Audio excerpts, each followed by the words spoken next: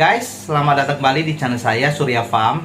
Nah, kali ini kita mau bahas jenis-jenis wadah atau jenis kolam yang bisa digunakan untuk budidaya lobster air tawar.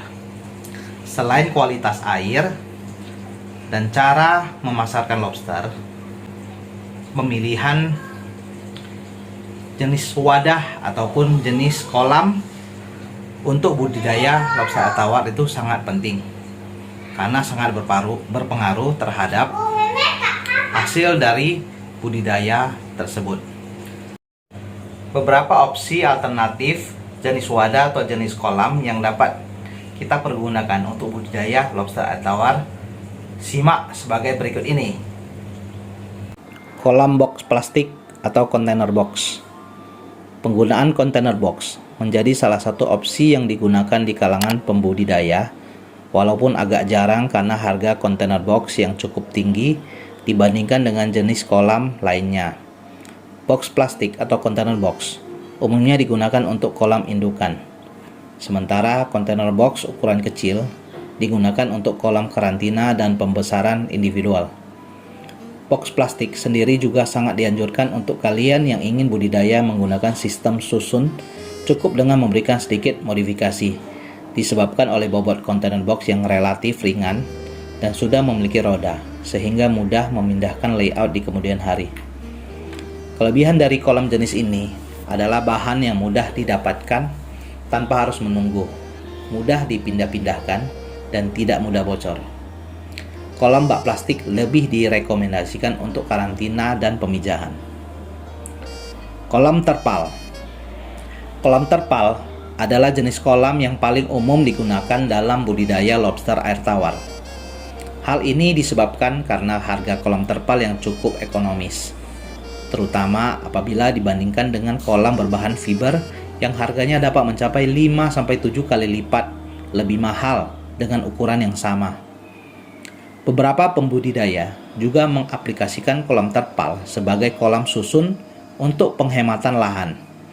Cukup dengan memberikan tambahan rangka besi siku sebagai rak penahannya. Kolam terpal merupakan jenis kolam yang paling cocok untuk kolam susun karena bobot bahan yang sangat ringan. Walaupun kolam terpal terhitung relatif murah untuk kelasnya, kolam terpal juga memiliki sisi kelemahan yang dapat mengganggu proses budidaya.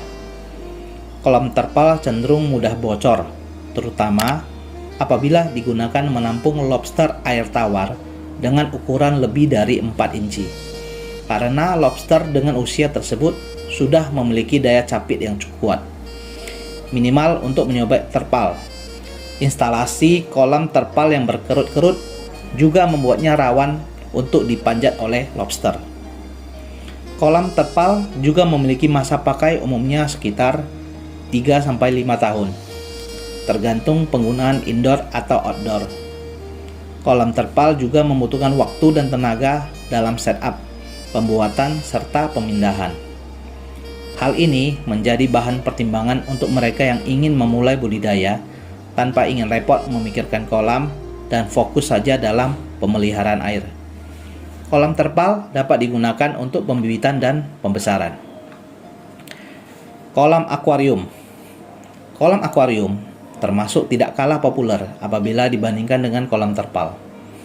Kolam jenis ini menjadi opsi karena termasuk relatif mudah dipindahkan dan memiliki nilai ekonomis lebih bagus daripada kolam container box.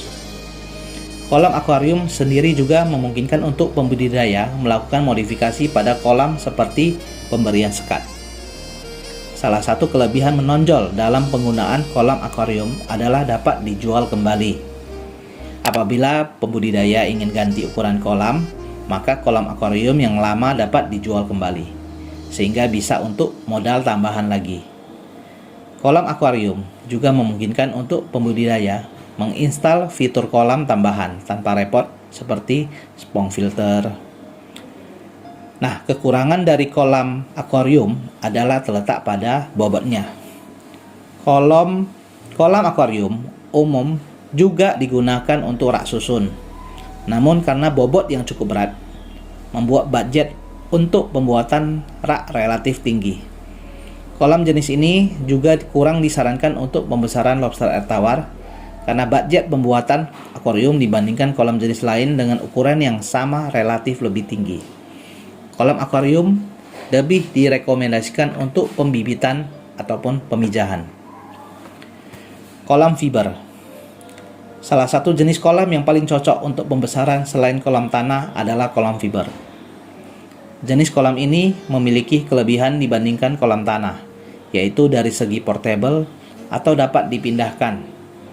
Kolam ini sangat cocok untuk digunakan oleh pembudidaya yang masih belum mempunyai lahan permanen dan terbatas. Kolam fiber juga dapat diaplikasikan sebagai kolam susun, walaupun memiliki bobot lebih berat daripada kolam terpal. Kolam fiber memiliki beberapa kelebihan dari kolam terpal, terutama dalam segi daya tahan. Jenis kolam ini cenderung lebih kuat dari kebocoran karena bahan seperti bak plastik. Penggunaannya juga akan lebih ringkas karena tidak perlu merakit rangka seperti kolam terpal. Kelemahan dari jenis kolam ini adalah terletak pada harganya yang cenderung mahal dan sulitnya mendalam mencari penjual, terutama di kota-kota yang kecil. Kolam tanah atau semen. Kolam tanah atau semen adalah kolam yang umum digunakan oleh para pembudidaya ikan air tawar, termasuk lobster.